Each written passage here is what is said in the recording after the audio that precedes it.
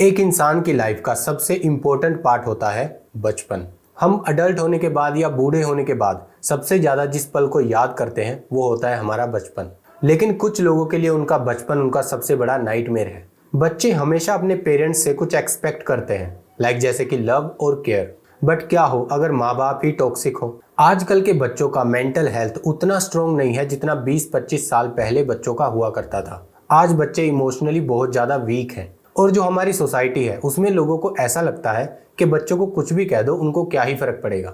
अब चाहे आपके जो वर्ड्स हैं वो हर्टफुल हो या ना हो, लेकिन वो फिर भी बच्चों की यादों में रह सकते हैं, कभी कभी टेम्परेरीली, कभी कभी परमानेंटली, जो उनको इमोशनली वीक बनाने का काम कर सकती है। और उन वर्ड्स का जो बोझ है वो उसे पूरी जिंदगी तक ढोते रहेंगे। और ये जो चोट मिलती है ये किसी दुश्मन से नहीं मिलती, ये चोट आपके बच्चों को मिल रही है उन लोगों से जो उन्हें सबसे ज्यादा प्यार करते हैं, लाइक जैसे कि उनके पेरेंट्स से। लाइक अगर छोटी सी एज में एक पेरेंट्स अपने बच्चे को ये बोले कि ये तो कुछ नहीं कर सकता, तो कहीं ना कहीं ये बात उसके दिमाग में बैठ सकती है और सच में वो जिंदगी में फेल हो सकता है। तो आज इस वीडियो में हम इसी तरह की बातें डिस्कस करेंगे कि किस तरह की बातें हमें एज अ पेरेंट अपने बच्चों को नहीं बोलनी चाहिए। सबसे पहला, ऑफेंसिव वर्ड्स। जैसे कि हम अपने बच्चों को ये बोल देते हैं कि क्या पागल सा बना फिर रहा है, कितना मोटा हो गया है तू, कितना पतला हो गया है, तेरे बाल कितने खराब हो रखे हैं। बार बार इस तरह की बातें बोलने से उनकी नजरों में उनकी फिजिकल अपीयरेंस को लेकर इनसिक्योरिटी बनती चली जाती है और उनकी सेल्फ एस्टीम लो होती चली जाती है। और एक पल ऐसा आता है जब उनकी नज़रों में उनकी बॉडी इमेज एकदम बेकार हो जाती है।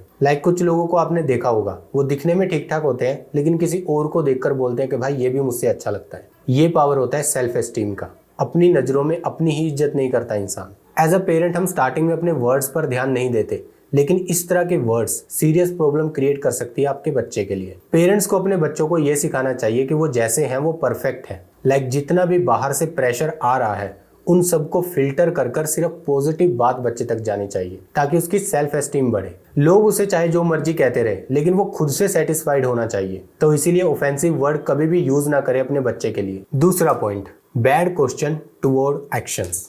अब आपका बच्चा अगर कुछ गलत काम करता है तो आपको उसे रोकना भी है, आपको उसे गाइडेंस भी देनी है, आपको उसे सही तरीके से कैसे करना है ये भी सिखाना है। लेकिन उस चीज़ को करने का जो आपका तरीका होना चाहिए वो एकदम सही होना चाहिए। लाइक आपके क्वेश्चन ऐसे नहीं होने चाहिए कि भाई ऐसे क्यों चलता है, ऐसे क्यों देखता है, ऐसे क्यों बैठता है, ऐसे क्यों खाता है, ऐसे पागलों वाली हरकतें क्यों करता है। बच्चे बातों पर बहुत जल्दी बिलीव करते हैं, स्पेशली अगर वो बातें उनके पेरेंट्स बोल रहे हो। तो जब उनसे इस तरह के क्वेश्चन पूछे जाते हैं या फिर मजाक में इस तरह के कमेंट पास किए जाते हैं तो ये चीज उनको ऐसा महसूस करा सकती है कि उनमें कुछ कमी है। लाइक आपने सोशल मीडिया पे एक पोस्ट देखी होगी, बी ओरिजिनल, बी योरसेल्फ।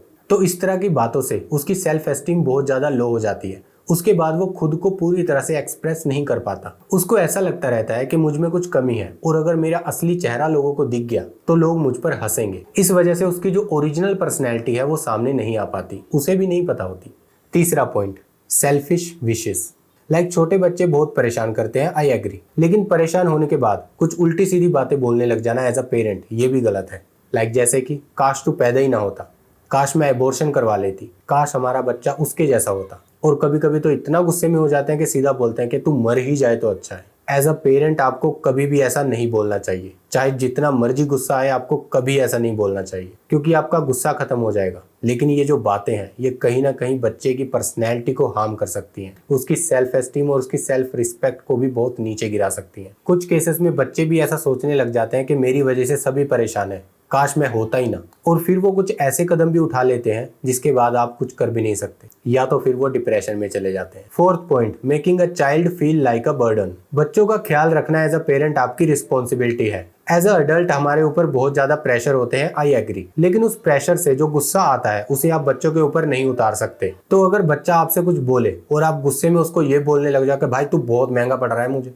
और ये बोलना कि भाई बच्चे पैदा करना बहुत मुश्किल है, बहुत महंगा काम है, मैं इनका ख्याल रखते रखते थक चुका हूँ। अगर पेरेंट्स बार बार ऐसी बातें बोलते हैं और दुखी होते हैं तो बच्चे भी ये देखकर दुखी होते हैं। फिर एक वक्त ऐसा आ जाता है जब बच्चे अपनी इच्छाएं और अपनी प्रॉब्लम्स पेरेंट्स के सामने नहीं रखते, और एज अ पेरेंट ये आपकी सबसे बड़ी हार होती है।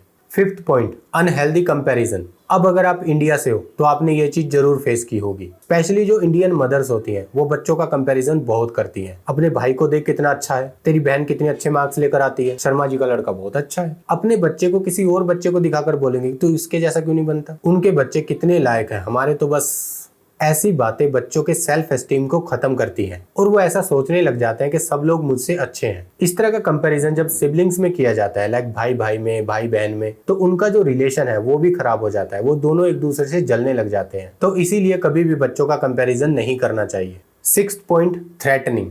मैं तुम्हें छोड़ के चली जाऊंगी, मैं टांगे तोड़ दूंगी, उधर मत जाना, वहां भूत है। इस तरह की बातें बच्चों को डरपोक बना सकती हैं और ज्यादा डराने से वो चीज उनके लिए फोबिया बन सकती है, लाइक जैसे कि अंधेरे का या फिर किसी जानवर का। तो फालतू में बच्चों को डराना नहीं चाहिए। लाइक जैसे कि अगर हम किसी बच्चे को ये बोलते हैं कि अगर तुमने शरारत की या कोई गलती की तो मैं तुम्हें छोड़ के चली जाऊंगी, इससे उनका जो भरोसा है वो रिलेशनशिप से उठ जाता है। इससे वो ये सीखते हैं कि अगर मैंने कभी गलती की तो लोग मुझे छोड़कर चले जाएंगे, और बड़े होने के बाद भी वो छोटी सी गलती पर भी बहुत ज्यादा डर जाते हैं और इस वजह से वो छोटी छोटी गलतियां करने से भी डरते हैं। Point 7, empty promise. लाइक जैसे कि ये बोलना कि अगर इस बार तुम्हारे मार्क्स बहुत अच्छे आए तो मैं तुम्हें साइकिल लेके दूंगा। अब वो बहुत लगन से पढ़ता है, बहुत अच्छे मार्क्स भी ले आता है, लेकिन फिर बाद में अपनी बात से मुकर जाना। अब इससे वो बच्चा क्या सीखता है? बात छोटी सी है, लेकिन कहीं ना कहीं बच्चे का भरोसा तोड़ा गया है। फिर उसे कैसा फील होगा कि जब अपना बाप ही भरोसा तोड़ सकता है तो बाकी दुनिया से क्या उम्मीद करूं। बहुत सारे लोगों में आपको ट्रस्ट इशू देखने मिलेंगे। ये उनकी गलती नहीं है, उनके साथ बचपन में ऐसी बातें हुई हैं जिससे उनका भरोसा टूटा है। तो कभी भी अपने बच्चों से झूठे प्रॉमिस नहीं करने चाहिए। अगर आपको लगता है कि आप प्रॉमिस नहीं निभा पाओगे तो आप प्रॉमिस ही मत करो।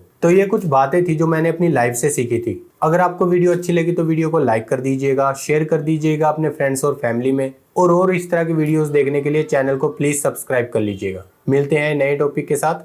Take care.